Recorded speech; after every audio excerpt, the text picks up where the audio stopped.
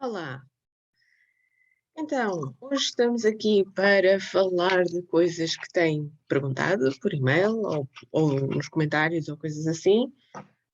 No script, portanto, eu vou falando estilo vlog desorganizado enquanto tomo vitaminas. Não sabem bem. Então, o que é que aconteceu ultimamente no Japão que vocês precisam saber? Aqui diretamente do meu bunker. Fumio Kishida é o novo primeiro-ministro do Japão, o partido no poder é o mesmo, nisso não mudou muito. O anterior primeiro-ministro, Suga, foi um bocado o bode expiatório da desgraceira da geral, não é? Não vale a pena chover no molhado, toda a gente sabe que foi uma desgraceira. Os Jogos Olímpicos não trouxeram o que se estava à espera que trouxessem ao Japão, criaram uma enorme dívida pública, os japoneses sentiram extremamente frustrados de que não houve um ambiente associado ao evento que fosse suficientemente edificante ou eufórico e que dignificasse os esforços dos japoneses. E tudo o que envolveu a preparação dos Jogos Olímpicos, apesar de não ser perfeito, mas apesar de tudo, correu bem para todos os envolvidos, cumpriram o seu papel, mas foi assim, deixou um sabor amargo na boca do público, da opinião pública. Para além disso, também houve, mais ou menos na mesma altura, que é o mês de agosto, foi um mês extremamente difícil, mas não por causa dos Jogos Olímpicos. A opinião pública japonesa e internacional sobre o Japão, e nomeadamente os grandes outlets de notícias, enfatizaram muito o efeito dos Jogos Olímpicos na subida imensa de agosto. E porquê é que é preciso estar a falar de agosto agora quando estamos a falar de outubro? Senão vocês não percebem o que é que vai estar agora a acontecer em outubro. O que aconteceu em agosto essencialmente foi o Obon, que é o maior festival de movimentação de massas no Japão, para além do Ano Novo, para além do início dos primeiros dias de janeiro. É o grande período de feriados em que as pessoas voltam à sua terra natal, vão prestar respeito aos seus antepassados, vão às sepulturas dos seus antepassados. Então o Obon tem muita movimentação de pessoas e obviamente isso, como em todas as outras partes do mundo onde há esse tipo de movimentação da população, isso criou surtos, isso fez os valores explodirem. O que é que aconteceu a seguir? Claro que eles tentaram criar medidas e todos os países, todas as nações do mundo estão a aprender e a fazer o seu melhor para aprender e para aplicar aquilo que aprendem em tempo útil, para salvar as suas populações e também os seus sistemas de saúde e também as suas economias. Toda a gente está a esforçar-se ao máximo. Por isso é que eu digo que o Suga foi o bode expiatório. Ok, não foi genial, eu também não era fã do Suga, por todos os motivos e mais alguns, mas a verdade é que qualquer pessoa que estivesse naquela posição ia lhe correr mal. Eu acho que o que aconteceu ali foi uma certa pessoa disse assim, alguém vai ter que arder, portanto, vais tu. Pronto, foi assim um movimento um bocado. Mas pronto, depois o Suga saiu de cena e este subiu dentro do partido e como o Japão tem aquele sistema em que votam internamente no partido, então ele tornou-se líder do partido e primeiro-ministro. O Fumio Kishida ainda não tenho o que dizer acerca dele, ele ainda só é primeiro-ministro desde praticamente agora, desde outubro. O que é que isso tem a ver com o Covid-19 e com o Japão e com a pandemia? Eu nem quero saber se este vídeo vai ser banido do YouTube. Sempre que a gente fala de pandemia e de Covid-19, o YouTube bane os vídeos. Portanto, agora é assim de género, viva a censura. Não quer saber, whatever. Vou passar a falar e não querer saber. O que acontece é que no caminho para as eleições, e precisamente porque era tão importante para este partido consolidar-se no poder, é uma coligação, na verdade, agora é uma coligação e tem sido uma coligação, são na verdade dois partidos, mas era tão importante para eles manterem-se no poder, uma vez que têm este reinado de longa duração, porque é um reinado já de uma geração inteira, isto é uma democracia, mas mais ou menos. Era tão importante para eles manterem-se no poder que eles queriam concentrar a opinião pública japonesa numa perspectiva de superação e de virar o ciclo e de virar a página. E isto, a mentalidade era mais, isto nunca mais vai ser tão mau como agosto. Nós agora já sabemos o que fazer, isto com um novo líder vai ser um começar novo. É muito aquela lógica do recomeço e da fênix e não sei. E por causa disso, o que é que aconteceu? Os níveis de testagem ui! Portanto, quando a gente vê o gráfico internacional da Organização Mundial de Saúde e não sei o quê, em que os números no Japão caíram a pique, está bem, eles caíram a pique, mas a testagem também caiu a pique, não é? É uma pescadinha de rabo na boca. Estamos a dizer que caiu a pique, sim, é verdade. Até é capaz de ter caído a pique, os níveis de infecção e os surtos. Mas se a testagem caiu a pique, a gente também não sabe, não é? Pronto, uma outra coisa que deve contribuir bastante mais para o cair a pique dos números de Covid-19 do que a testagem, que desceu imenso e não se pode tirar daí a ação séria nenhuma, uma das coisas que contribuiu mais para isso deve ter sido a vacinação. O Japão neste momento está com 70% de vacinação da população. É bom, Portugal está melhor, mas é minúsculo, não é Portugal, para o Japão. Portanto, 70% não é mau. Existem problemas específicos no Japão em relação à vacinação. O Japão começou a vacinação mais tarde, não foi o único país a fazê-lo, mas por causa do sistema como se reconhecem fármacos, terapias e também vacinas no Japão, a vacina teve basicamente que passar pelo mesmo processo dentro do Japão para as autoridades de saúde a reconhecerem como uma vacina válida.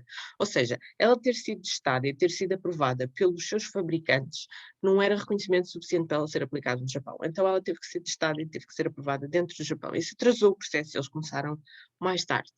Uma outra questão é que existe, se nós analisarmos a história do século XX no Japão, existe cronicamente, no sentido em que é recorrente, e nem sequer vou entrar aqui nas questões de antropologia médica, que é todo um outro nível de profundidade, mas no Japão existe cronicamente uma presença, quer nos média, quer, digamos assim, no sentido comum, no passar da palavra entre a população, um extremo cuidado. Eu não queria utilizar um termo pejorativo, estilo paranoia, mas é assim um extremo cuidado com possibilidades de, por colocar um agente externo no corpo, seja ele uma vacina ou um medicamento, uma coisa que vem de fora para dentro, isto tem a ver com a história da mentalidade, com os sistemas de pensamento característicos do Japão, na sua história e na sua contemporaneidade também, por se vir alguma coisa de fora para dentro, que isso pode fazer mais mal do que bem.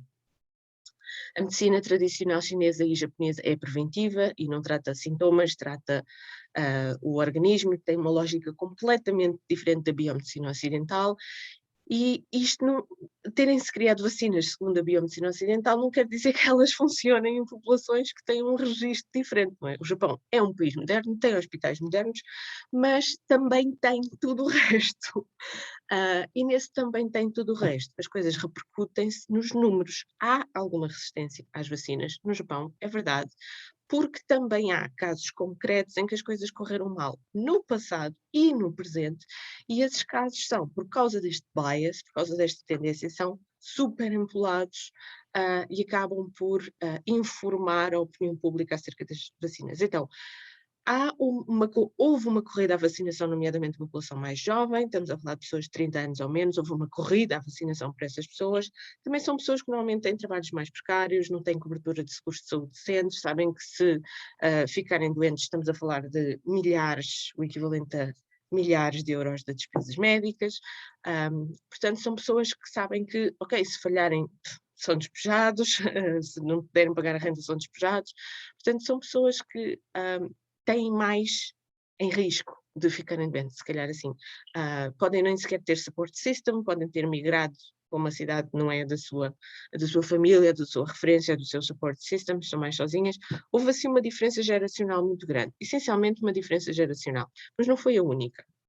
Obviamente também há uma percepção, eu dizia que não ia entrar em antropologia médica, mas há uma percepção, como é que eu hei de explicar isto de uma maneira simples, sem ter que buscar a literatura do assunto. A ideia de que a constituição de uma pessoa tem em si mesma, por si mesma, determinadas forças e determinadas fraquezas. E que as forças podem ser empoladas, ou os pontos fortes podem ser empolados através de regimes alimentares, ou suplementos, ou até mudar de sítio, passar a ir morar noutro sítio, a estar exposto mais à energia da montanha, ou mais à energia do mar, e não sei o quê, e que são essas, e é essa força vital de dentro para fora que contribui para a pessoa ser resistente à doença e contribui para a pessoa vencer a doença. e não tanto qualquer coisa que se põe, e essa qualquer coisa que se põe até pode afetar essa energia vital. Eu não quero aqui dizer que os japoneses são místicos, nem vir com correntes orientalistas, isso está completamente outdated, mas a questão é, nós temos que compreender os processos de pensamento de uma civilização quando se analisam fenómenos da sua história contemporânea, porque as coisas não nasceram ontem. Pronto, e a história é importante, senão repetem-se os mesmos erros. Portanto, de facto há isso, eles estão em 70%, mas ainda há alguma resistência. Em termos de medidas de contenção, as pessoas, sim, fazem distanciamento na medida possível, obviamente que eles tradicionalmente, o Japão mesmo antes do Covid já usava muito máscara, esse tipo de coisas, por exemplo, na altura das febres da primavera, mesmo na altura das gripes do inverno, toda a gente anda de máscara em todo lado. O que é que acontece agora? É que agora vem a época, estamos em outubro e vai começar, aliás, já estamos no início de novembro, e vai começar a época das festas do final do ano.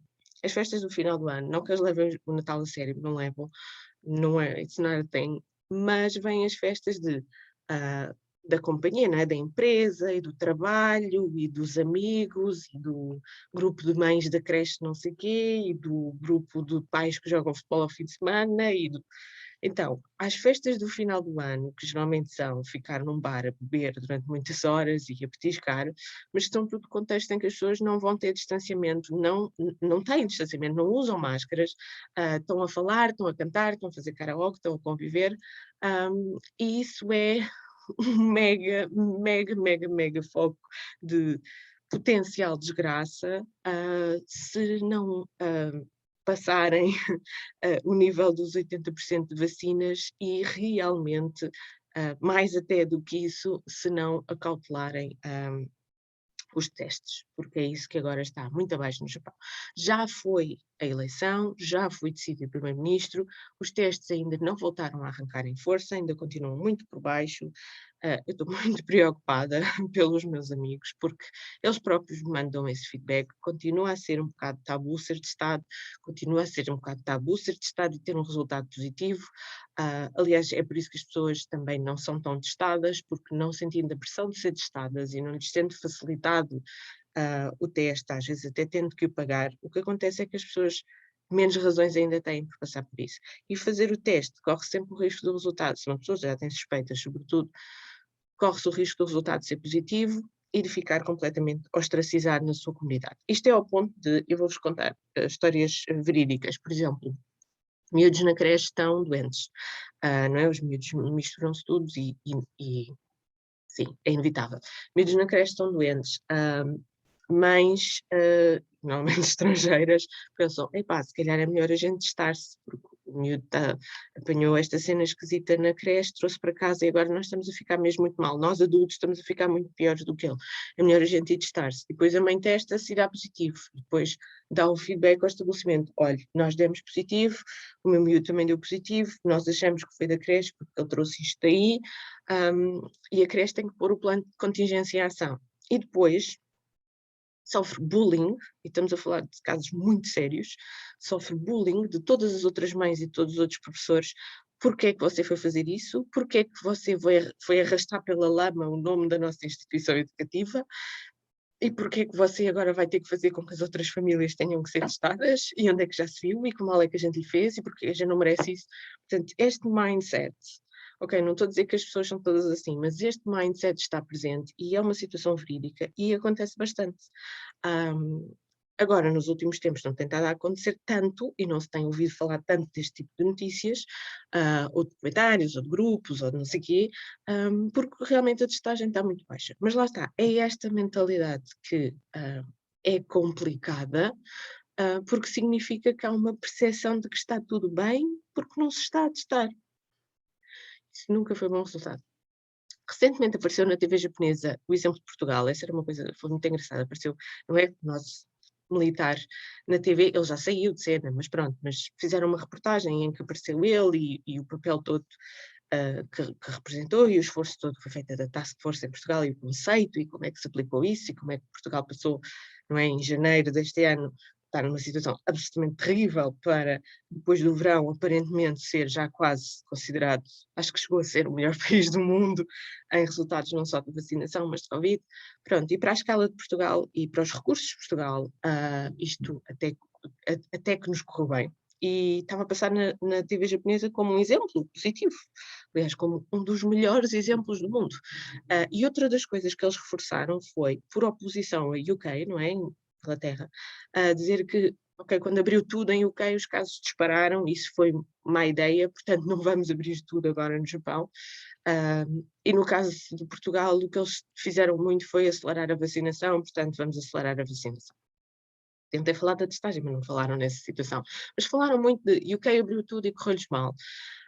Porque a percepção do Japão é, e isto ancora-se em regras da própria Constituição japonesa.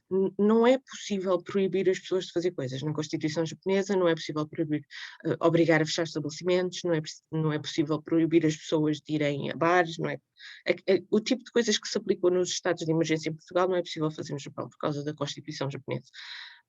Contudo, há mais pressão social de se conformar às regras do que na sociedade portuguesa, o que mais ou menos balança a coisa. Agora, no final do ano não há nada que vai impedir as pessoas de irem às festas das bebidas do final do ano, isso é garantido. Portanto, isso junto com o retomar dos testes, se eles retomarem, eu acho que vai fazer com que os números do Japão venham a subir. O que não é necessariamente catastrófico, porque os números vão subir em todo lado. O que acontece é como é que as pessoas gerem isto. Eu espero que, sobretudo a nível de considerar a abertura das fronteiras, o Japão perceba que há que gerir fronteiras, como é óbvio, há que gerir fronteiras e entrada de pessoas e testagem e como é que as pessoas entram e se fazem quarentena ou não, como é óbvio, isso tem que ser gerido, não pode ser tudo ou nada. Contudo, não pode ser, porque não é praticável para a própria economia japonesa manterem-se completamente fechados como se têm mantido, estão a destruir empregos, estão a destruir economias familiares, a destruir economias regionais. As cidades grandes, ok, Tóquio, não sei o quê, vão sobreviver, é óbvio, têm economias muito diversificadas, mas isso não é geral para todos. Portanto, eu acho que eles estão a fazer neste momento, ao nível de manterem o país completamente fechado, vão fazer mais mal do que bem. Agora vocês vão dizer, não, não, Inês, porque agora no final de agosto aquilo voltou a abrir. Eu sei, abriu para business e abriu para estudantes. Portanto, pessoas que têm visto de estudante garantido porque entraram numa instituição japonesa, pessoas que vão, por exemplo, a uma feira comercial estilo Field ou que têm empresas e circulam de um lado para o outro.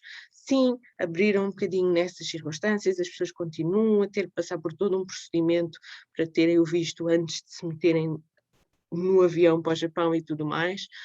Contudo, não é nem de perto nem de longe o que a economia japonesa e os cidadãos do Japão necessitam para caírem, para saírem dessa queda que eles deram a seguir aos Jogos Olímpicos e que continuaram a dar nos tempos a seguir. Portanto, para o Orçamento de Estado do próximo ano, antes do Kishida-san, do novo Primeiro-Ministro, subir ao poder, o orçamento estava aprovado, contudo, ele vai pedir uma adenda agora, portanto, um acréscimo ao Orçamento de Estado, segundo as diretivas dele e do novo olhar que ele e o partido liderado por ele terão.